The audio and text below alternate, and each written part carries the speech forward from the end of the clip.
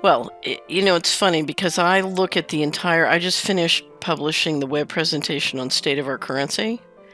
And I look at this whole thing, John, as essentially a marketing plan for the global financial reset.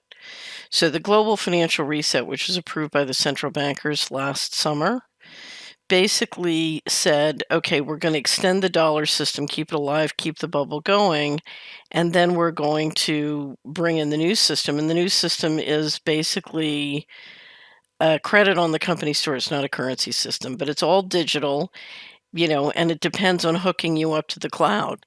So what we're looking at with these injections is the reengineering of the financial system. And literally they turned to the healthcare cartel and said, okay, we can't just give the banks another 30 trillion and get away with it, so you've got to come up with a cover story.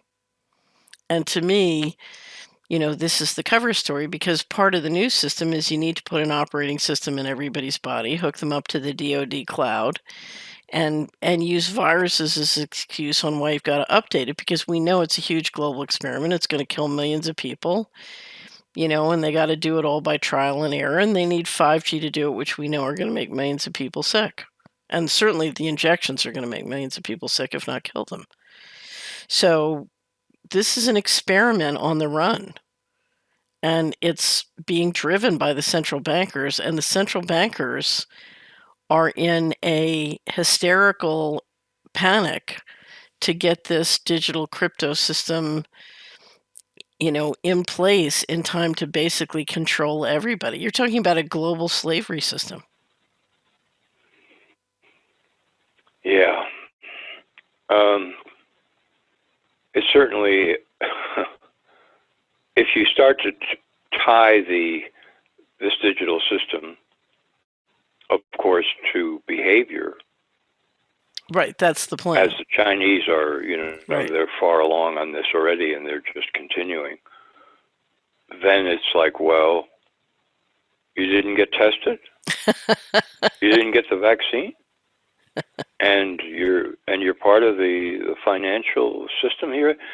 I'm sorry, but these things don't add up.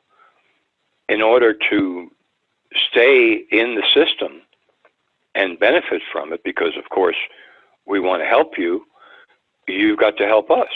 Right. And the way to help us is you get tested, you get vaccinated. Well, I think, and I wrote about this yeah, you did. A long time ago. Yeah. How at first, I kind of, concocted this scenario where at first it sounds all very friendly and so on. We're trying to help you. Now, we don't want to cut you off. Yeah, we don't want to cut you off. We want to be partners. You, us, better world, the whole thing. So come to your senses. I mean, it's not as if we're asking you to do anything harmful. We're just asking you to get tested and vaccinated. Right. So please think it over. We'll be back. Step one. Well, with the situation now, in many cases we could eliminate step one. But that's kind of, okay, we're we love you, you love us, it's all wonderful. So come on. Then step two, look, you're wasting our time. We had to send somebody out to the house, so we had to call you.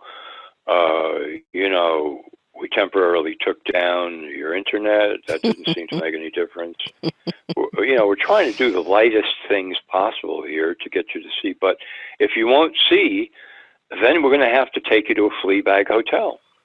Right. Now in New Zealand, they're already launching this. Right.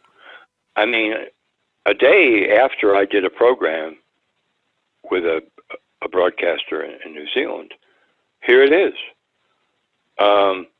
If you refuse to get tested, then they will take you to another facility and put you under military guard.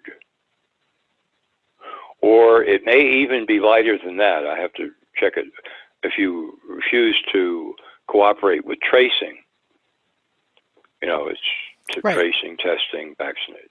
Now, they'll just put you in a facility and keep you there indefinitely.